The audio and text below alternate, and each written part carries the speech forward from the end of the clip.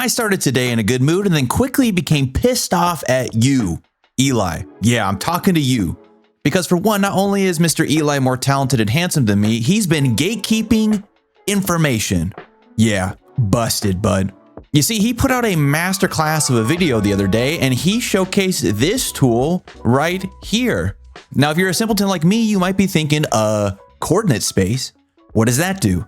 Ready for this jump scare? 1, 2, 3, math. This is a coordinate space transform going from Cartesian, rectangular, to polar. Meaning we take things that go left to right, up and down, and make them circular. But do not worry, my little green beans. We don't need to worry about the math behind this. We get to look at what this stuff does. I've got a few examples lined up, and we're going to start with this one right here. Matter of fact, this is a macro from Peach, and I think I'm going to be mad at him as well because he probably knows about the coordinate space transform as well. So, as is, we have a square gradient. It's nice and pretty. It's a rainbow. We're going left to right. Well, if you remember, the coordinate space transform will look to take things that go left and right, up and down, and make them circular.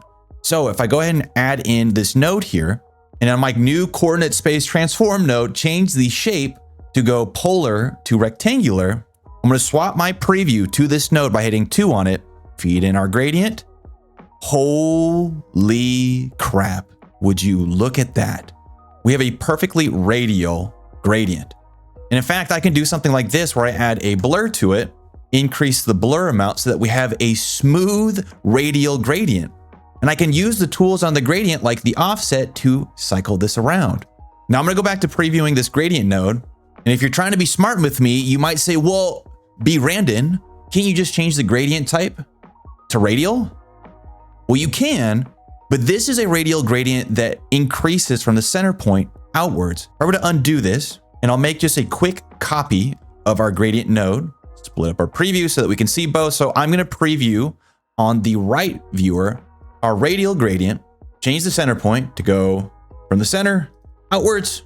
And now on our left viewer, I'm going to preview the coordinate space gradient. This unlocks some incredible techniques that we can use for graphic design.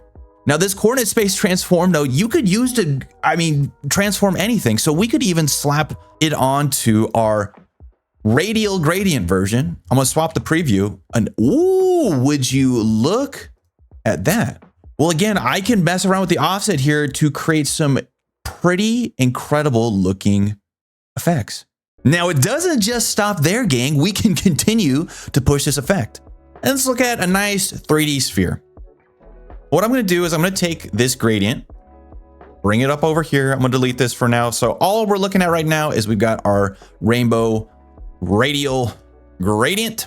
I've rearranged our previews real quick. So on the left, we have our original linear gradient, and I can just feed that into our sphere.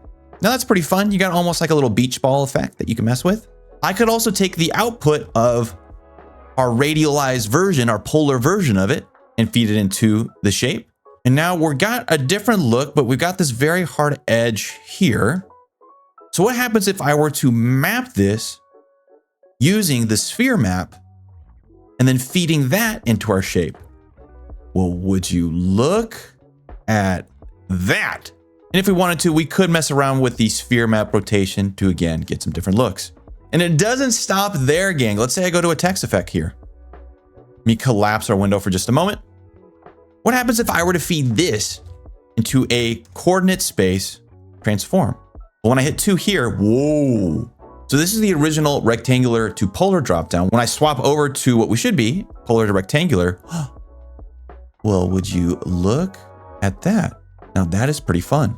And if we mess around with the rotation here, we can create some corkscrew looking effects with our text and even create some pretty simple radial changes.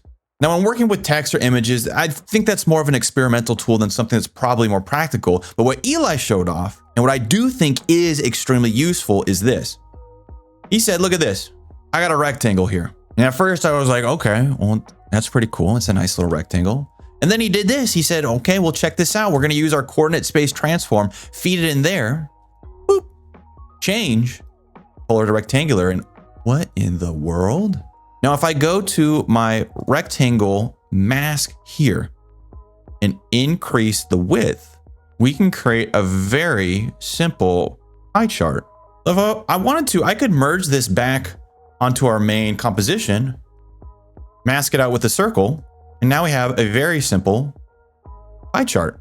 But that's not all, folks. If I go back to previewing the coordinate space transform, what happens if instead of changing the width, I change the height? Now hold on just a minute here. In fact, what if I extend this out like so? Well, now I have a perfect circle that I can quickly change the border size on. And what Eli did is he added on another rectangle to this effect here, made it perfectly wide, decreased it here. And then what if I move the center position? This feels like is an extremely powerful way to create rotation or angular effects and simplify them into left and right motions. So that's all I had to share for today. The big one was I just wanted to show off the fact that you can make gradients this way. I just think that is super cool. If you were already aware of this tool, 1, you're in the doghouse. 2, how do you go about using it? Hope this was helpful for you guys, and I'll catch you on the next one. Peace.